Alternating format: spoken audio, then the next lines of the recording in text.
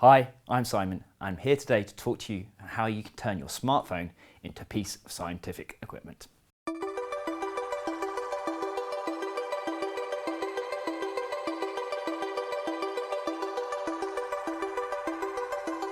Mobile phones have revolutionised the world. A device in your pocket that you can not only talk to your family, play games, but also take selfies with your friends too. 95% of the world's population has now got access to mobile phone signal.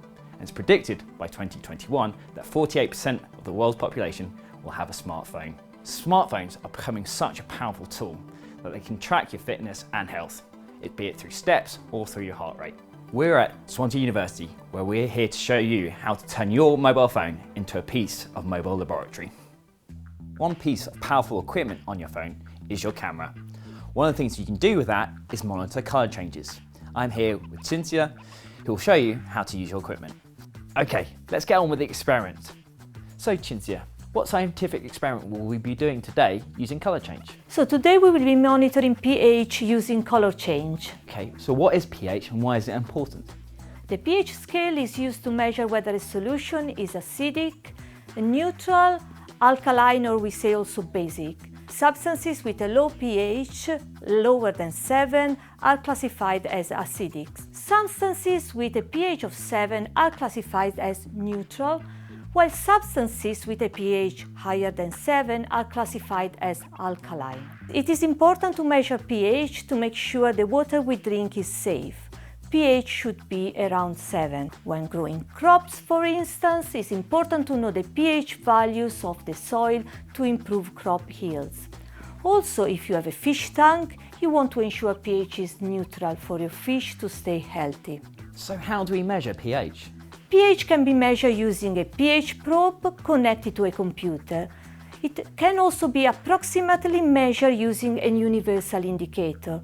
But often we don't have it at home, so we can use red cabbage juice as an indicator. But first, put your lab coats, your gloves, and your safety goggles on. So what's our first step? Our first step is to make our indicator with red cabbage juice. To do this, we will need 1 red cabbage, a knife, a chopping board, and a pot with 1 liter of water to boil, and a sieve. So first of all, carefully cut the cabbage into small chunks. Then place the chunks in the pan with cold water. Boil for 1 to 2 hours and then wait for it to cool down.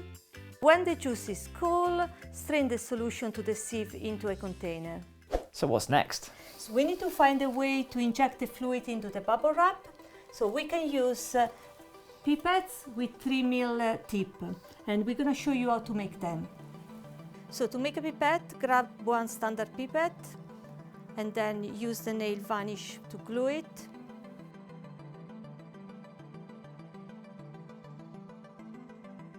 And then glue the tip to it. Let it dry for 45 minutes. Once it's dry, cut the tip. So what can we use for this experiment? We can do this experiment with many common household items. Here are some examples. As we said earlier, we are going to use the red cabbage as an indicator. We can start with vinegar. As you can see, the bubble wrap is flat side up. So now we need to inject the fluid into the bubble wrap. We start with the red cabbage juice. So now you inject the vinegar using the same hole, just about like half of a pipette. And you can actually see how the color is changing. The final step is to use nail varnish to close the hole. And of course, you need to let it dry for a little bit.